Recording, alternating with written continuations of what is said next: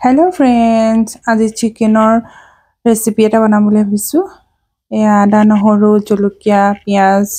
সকলোবোৰ কাটি ৰেডি কৰি ৰাখিছো এফালে আকৌ মই তেল গৰম কৰি ৰাখিছো তেলতে আলু কিডখৰ ফ্ৰাই কৰি লম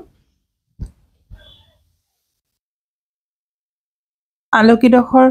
ফ্ৰাই কৰি ললে খাবলৈ ভাল হয় সোৱাদ হয় হৈ গৈছে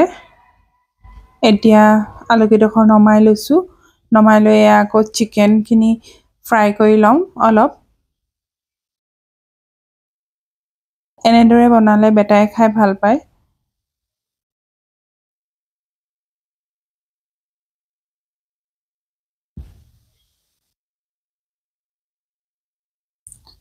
ফুটিছে মাংসখিনি পুৰা মানে ফৰফৰকে ফুটিছে হেহে ঢাকন লগাই দিছো অলপ সময় এনেদৰে ভাজি খোৱাৰ পিছত মাংসখিনি উলিয়াই লম একেলগতে উলিয়াই ৰাখিছো সকলোবোৰ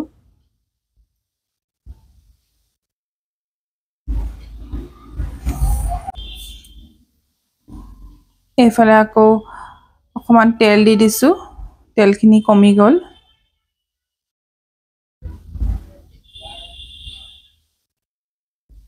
মাংস বুলিলে অকমান তেল হৰকে দিলে ভাল লাগে এফালে তেজপাত দি দিছো আগে পিয়াজ কাটি থোৱা পিয়াজখিনি দিম তাৰ পাছত অলপ ৰঙচুৱা হোৱালৈকে ভাজি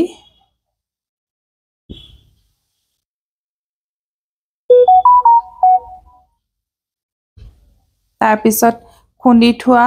আদা নহৰুখিনি দি দিম আদা নহৰু পেষ্টখিনি দি দিলো একেবাৰে পেষ্ট কৰি নলওঁ আৰু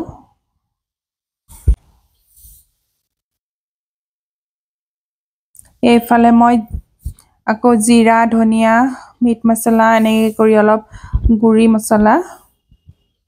গুলি ৰাখিছিলো তাকে দি দিছো লাগি থকাখিনিও দি দিছো তাৰ পিছত এফালে বিলাহীখিনি দি দিম বিলাহীখিনি অকমান গলিবৰ কাৰণে ভালকে লৰাই ঢাকন মাৰি থৈ দিম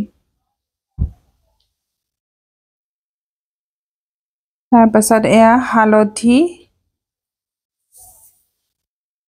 এফালে নিমখ এনেদৰে দি ভালকৈ আকৌ ভাজি আকৌ ঢাকন লগাই বিলাহীখিনি গলিবৰ কাৰণে ৰাখি থম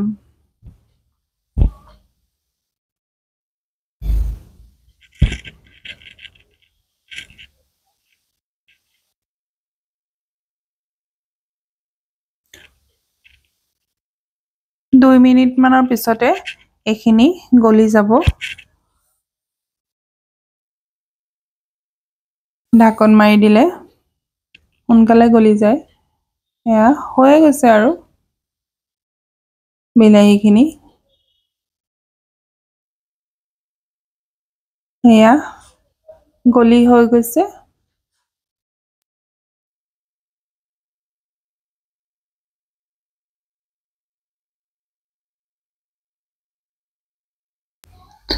এয়া আপোনালোকক দেখুৱা নহলে